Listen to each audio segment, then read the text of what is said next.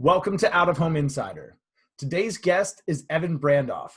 Evan is the CEO of LeagueSide, an out-of-home platform that connects brands with youth sports and combines technology with grassroots to create powerful campaigns that create local affinity with national advertisers. A sports fan himself, Evan approaches out-of-home advertising with social purpose at the forefront and understands the importance of advertisers for programs beyond just results to the bottom line. LeagueSide is not a newcomer to the out-of-home space, though. They've been at it since 2014 and are poised for record growth in the push for scalability of hyper-local advertising strategies. Evan, thanks for being here today. Thanks for having me, Tim. That was quite the intro. I was feeling amped just hearing it. I feel like everyone deserves a great intro at least once in their life, and we try to do it here on the show. So I'm glad that I got it all in there. But tell me about how you came to start LeagueSide, right? It's kind of a cool concept I don't think many people know about. Yeah, I appreciate that. And last week, Zubin, my co-founder, and I celebrated our 5-year anniversary of getting paid by LeagueSide. Hey, getting paid is not a bad thing. And yeah, to the point of your intro, back in 2014, I was living in Detroit as part of a fellowship program called Venture for America. So I was working for a tech company in Detroit. Zubin, my co-founder, was part of Venture for America living in New Orleans. We both loved volunteering at youth sporting events. One weekend in particular, I was volunteering at a basketball tournament in Detroit. These kids were like 12 years old and dunking. Rasheed Wallace was there watching his son play. More importantly, I looked around the auditorium and I realized there's no better way to engage with families in the community than when they're together watching their kids play sports. On the flip side of the coin, this tournament that we were at wouldn't have been able to operate if it wasn't for the local businesses, the local pizzeria, the local dentist sponsoring this organization. So thought back to my youth sports playing days. I'm from Long Island. Mike's Pizza was always the sponsor of my baseball team, my soccer team. Mike's the man. Yeah. So my favorite youth sports memories were going to Mike's Pizza after the game. So I thought, how can we solve the fragmentation of youth sports and build a network of thousands of community sports leagues and connect them with regional and national sponsors? So the past 5.5 years, we've built a network of 10,000 community sports leagues where they could seamlessly upload their sponsorship availability. And now companies, including Comcast, Panda Express, McDonald's, 35 different hospitals leverage our platform in order to achieve both their community marketing and community impact goals through youth sports sponsorships that are targeted, measurable, and scalable. I love it. I think that the idea is great. Being, the father of a boy who plays youth sports year round, I coach in leagues myself. I know how important the advertisers are to the leagues and the equipment that's available, how well the fields are taken care of, the different types of communication platforms for parents and coaches. All of that money really, really matters. And as we start to see America opening back up, youth sports are coming back. Talk to me about the unique opportunity that exists, right? We see professional sports coming back, but we know that there's not going to be fans in the stands. What do youth sports offer right now for advertisers that maybe has never existed before? Yeah, it's interesting you say that. Youth sports are back in action.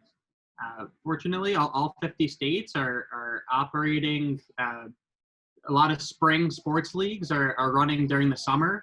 Those kids are home. This camp, unfortunately, was canceled. And what's interesting, to your point, Tim, is that pro sports are on hold or have no fans. There's no collegiate sports right now, and we don't know what the fall season will look like. Marathons are on hold. Pretty much every other mass gathering, over 100 people in most states, are not allowed to go on. So what we're seeing is we're working with a lot of companies that have historically sponsored different properties, and they're shifting their budget to LeagueSide, sponsoring youth sports organizations for two reasons. One, it's the only way to reach people out of the home right now. And two, the value of getting kids back onto the field, playing sports, is not only great physically, but it's great mentally. And there's so much data that suggests how kids who play sports are more likely to do well in school. They're more likely to stay out of trouble. They're more likely to perform better in their careers. So this isn't just a way to connect with your target audience if you're a brand in a meaningful way. It's also a great way to make positive impacts on communities that you serve, which has been a unique opportunity because of the presence of youth sports currently, and with all other mass gatherings not able to go on. No, I think it's great, right? I played sports growing up. Of course you did as well. And what was your main sport? My main sport was, and if you saw me, you'd probably be surprised, because I'm a big guy, right? I'm 6 foot tall, I'm big, and I played soccer. My mom thought I'd get hurt playing football. She just didn't realize that I was bigger than the rest of the kids. But yeah, I was a goalie in soccer. How about you? Oh, nice. The sports that I maintained through high school, I was a 2-sport varsity athlete, tennis and bowling. Cool. But when I was younger, I played every sport. Baseball was probably my best sport. But my best friend was also a lefty and a pitcher, and he was a little bit better than me, so he got the starting. Hey, I got the same exact story. My best friend was about the same size. He was a little bit taller than me, and he was a goalie too, and he was a little bit better than me, so he always played school. He was, varsity. I played club soccer because I knew I was never going to start over the guy. So looks like we got some pretty talented friends. That's funny. But we're here now, so we're the real winners. Yeah, right. So we all ended up in out of home. All of us second string guys, we ended up in out of home. So I love the social impact, and it's something that a lot of brands are focusing on, right? But we still got to sell stuff. We still got to put dollars on the books. And what I love about League Side and the way that you guys are able to position, it's kind of like putting the Oreos on the bottom shelf, right? We know that the kids are going to pick them up and say, "Mommy, Daddy, can I get the Oreos?" I'm guessing if Chick-fil-A is on the back of my jersey, I could imagine that my son's probably going to be asking me to take him to Chick-fil-A a little bit more frequently. Do you see real-world results coming from campaigns with League Side? Yeah, and something that has been a main focus for League Side is taking something, youth sports sponsorships, which historically has been thought of as goodwill for the community, and proving that it is goodwill for the community, but more importantly for your business, it's an effective marketing channel. So what we do, all of our campaigns, we're measuring the impact of the sponsorship by surveying parents all throughout the campaign to measure increases in awareness, consideration, likeliness to choose. There's often a call to action component of a campaign with some sort of coupon redemption. And additionally, we're able to do really good market research for companies because they're tapping into different community sports leagues. So we're able to ask different questions, doing market research about, for Panda Express, where are people more likely to get their orange chicken versus their bourbon chicken? And by understanding that data of the families they serve, they're able to advertise more effectively in other channels and ultimately drive more sales to Panda Express while simultaneously helping kids play sports and doing amazing things for the community. Wow, that's really valuable to be able to get that ground level real-time market research from people that are exposed to the brand on the community level, right? We talk about DMAs or CBSAs, but you're talking about actually getting into the fibers of a community. Did I understand that correctly? You're able to do that? Exactly. So where if you're a restaurant brand with a lot of different locations or doing a bunch of different car dealerships, we can make sure that we're matching you with leagues within just a couple miles of your stores, of your different locations, and tracking the results on a region by region basis to help you optimize all of your advertising and your store operations in those different regions. I can imagine that's having been on the buy side as well. That's really valuable feedback. So I think that's interesting that you're able to do that and help advertisers make better decisions with the rest of their marketing mix through, again, doing something that's effective and also provides a social good for the community. Talk to me more about, you've got some really, really insightful data points about the impact on communities that have youth sports. Talk to me about why youth sports are just so important in general. Yeah, and it's interesting that it's a hot topic right now. Fortunately, is how can big companies make positive impacts on underserved, predominantly African American communities? And there have been, I think it's a few $billions that's committed to underserved communities over the course of the next decade. But not all companies have a plan as to how they're going to allocate those funds. And we have so much data to suggest that kids that play sports more likely to stay out of trouble. They have, I think it's 75% more chance of going to college. A crazy stat, Tim. 95% of Fortune 500 CEOs are former athletes, youth sport athletes. Wow. So there's, and you know, the kids that play sports are less likely to be obese, more likely to be socially inept. So there's so much data that suggests that kids that play sports, it's just good for you in so many different ways. And we could use sports as a mechanism to bridge communities together, and you know, bring people from different socioeconomic backgrounds together as well, in order to make a community and societal impact in the country. I think that's pretty powerful. And if nothing else, it stresses the importance for having youth sports, but also underlying some of the fundamentals that allow youth sports to be sustainable, i.e. money.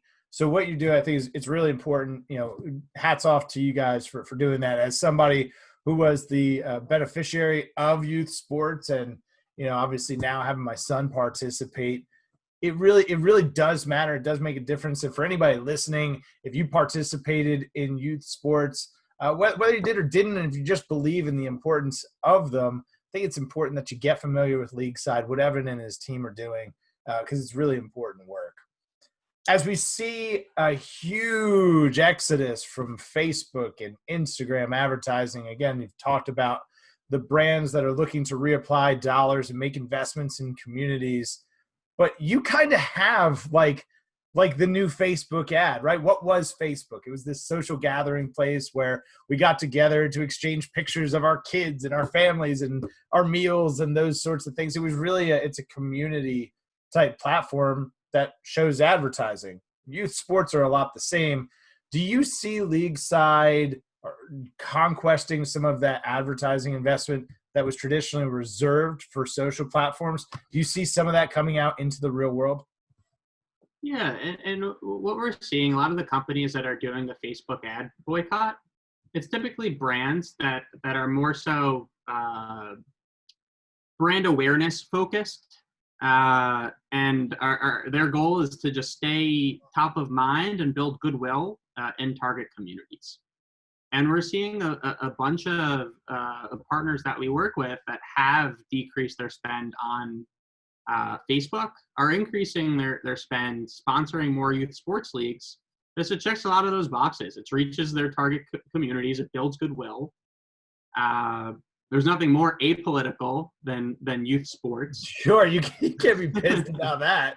Yeah, and I'd be lying if I thought that sponsoring youth sports leagues is just spend all your marketing budget on sponsoring youth sports leagues and you're going to grow. That is not the case, and there is certainly value in all different parts of the marketing media mix.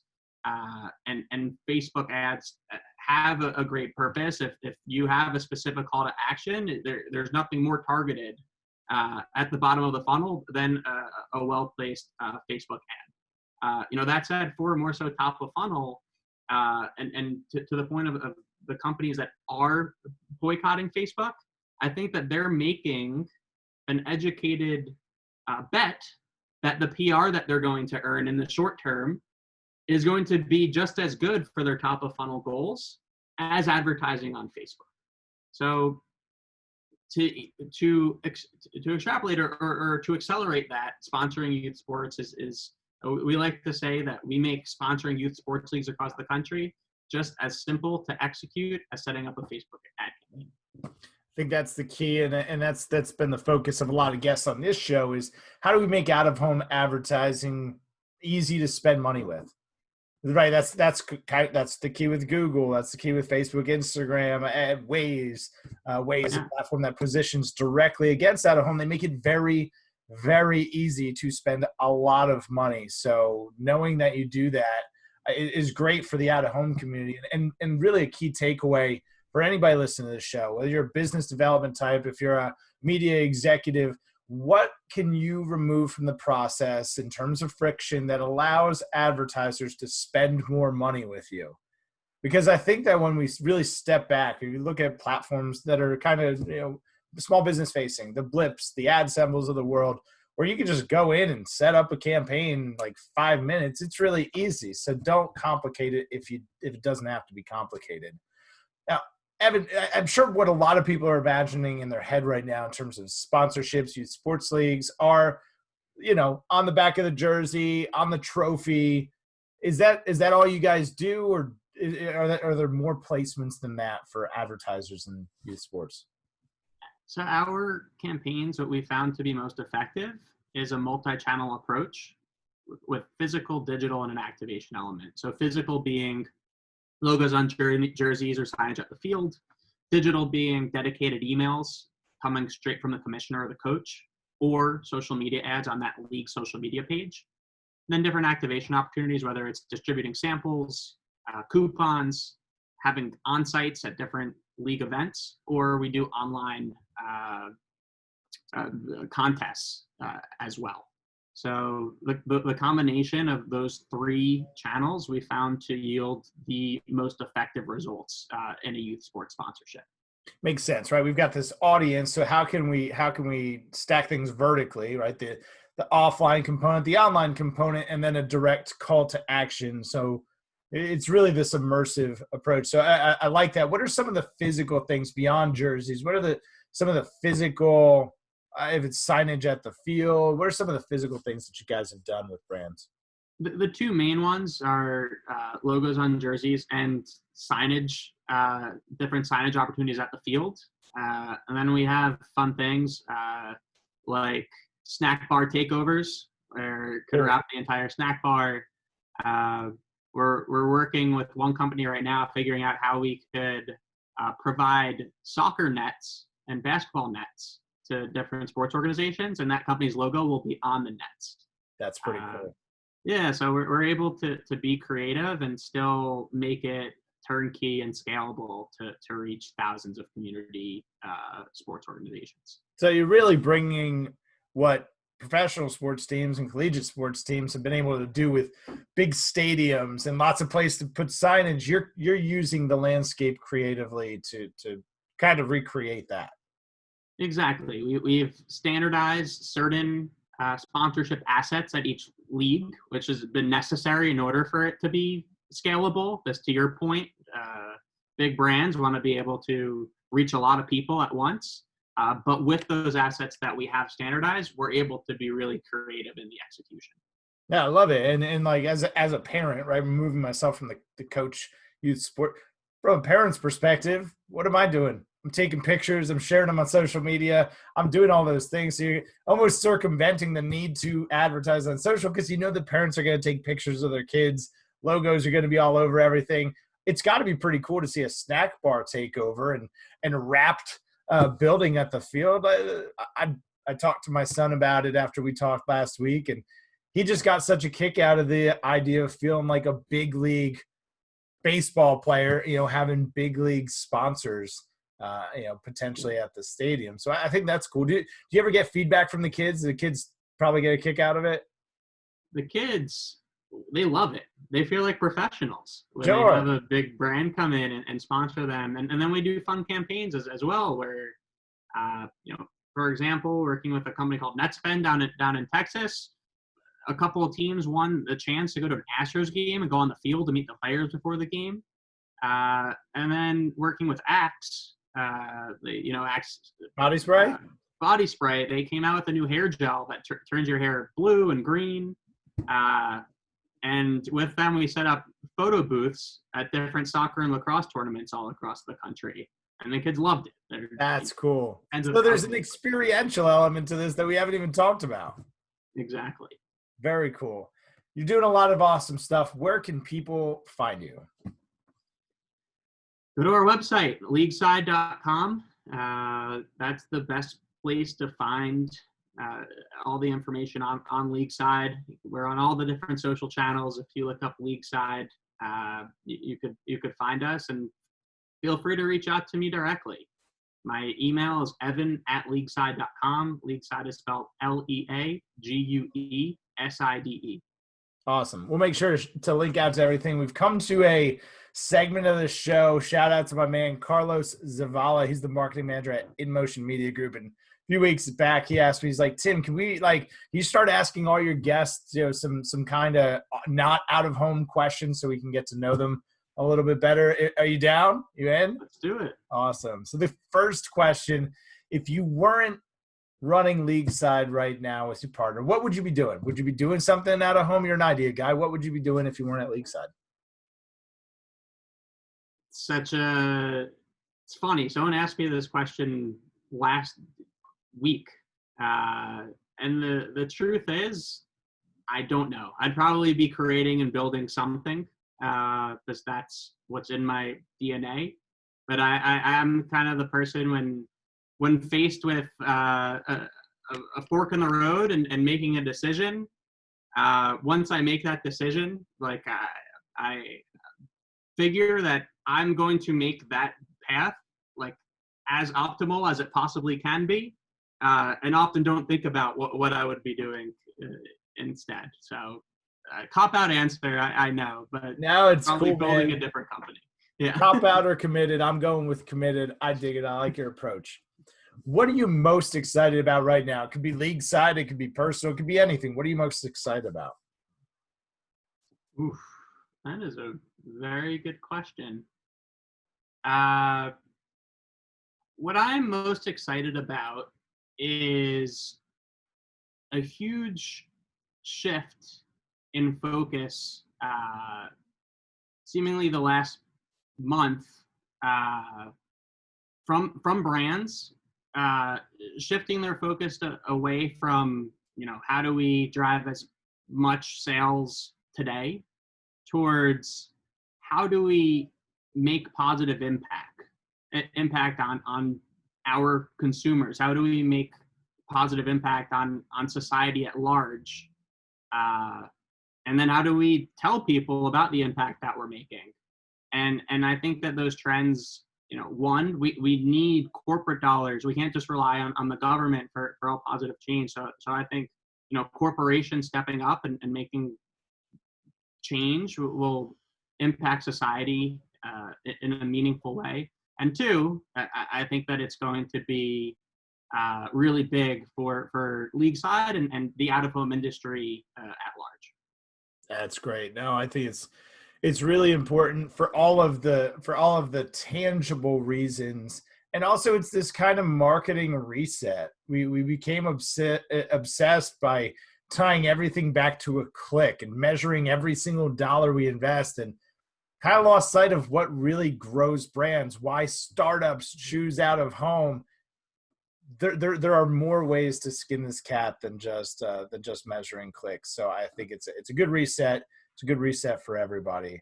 Where do you go for reflection, meditation, education, inspiration? Are you a reader, podcast guy? Where would you point somebody for some great knowledge? I love this. Dig it. Tell me more about it. So every morning it's the first thing I do, and then every evening it's the last thing I do. It just gives you a few prompts asking you what are 3 things that you're grateful for, what's something you're looking forward to today, and what's something that is going to make today great.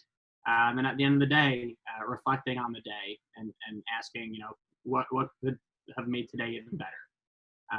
Love it. Yeah. That's a great place for all the above it. In the words of the legendary Zig Ziglar, right? It's your attitude, not your aptitude, that will ultimately determine your altitude. Having the right attitude is really important. I think gratitude is a great place to start. Evan, this has been a lot of fun, man. We're going to have to do it again sometime. Yeah, I will gladly do this again, Tim. This was a lot of fun. And I'm now very intrigued to know your answers to those 3 questions. I don't know if I'm going to do it online or offline. But. You want to spin it? All right, listen, I haven't answered him. What am I most excited about right now? Wow, I've got a lot of things going on, so let me just pick one. What am I most excited about? Truthfully, this may seem a little self-serving. I'm most excited about the evolution of the podcast.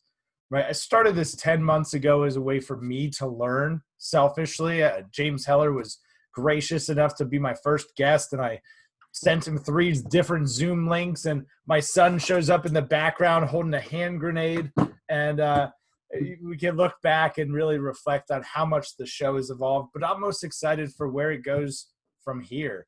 I've made a commitment to myself that at episode 50, which we're getting close to, I'm going to write a book. I'm going to write a book about how anybody can pick their niche, start a podcast, and in a short period of time, really position themselves as an expert reference, if you will. So that's what I'm most excited about, is to continue to see the show evolve and start writing a book.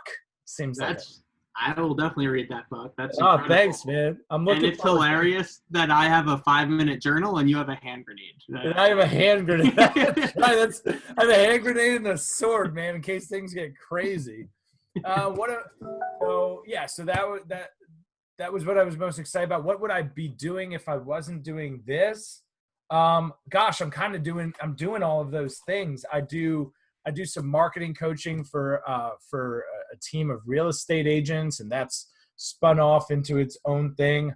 I just launched another platform called connectedpro.io, and that's really part of a bigger mission for Out of Home, and that I'm going to, me personally, go after and conquest OTT spend, be able to bring people into my OTT ecosystem at a discounted rate, so then I can start to introduce out-of-home advertising ideas and connect them with all the great people that have been on this show. So those are a couple of things that I'm working on. And where do I go for inspiration, meditation, education? There's a few that I like. I like a guy named Greg Braden. He's kind of into some different stuff that might be a little fringe for some, but Greg Braden's great. Dr. Joe Dispenza is awesome. I love Jim Quick. I love anything that lends itself to human optimization. So those are some of the places that I go to. Love it. Thanks for asking. Yeah. Cool, man. Well, hey, guys, if you found this helpful, I encourage you to share it. Please click the share button. Don't forget, click the subscribe there over in the corner. And as always, if you want to get swagged up, visit oohswag.com. Make sure to use promo code INSIDER for 10% off your first order. We've added lots of new stickers and hats and all sorts of stuff going on over there. So pick up something for the house, the office, or your body. We'll talk to you guys next time.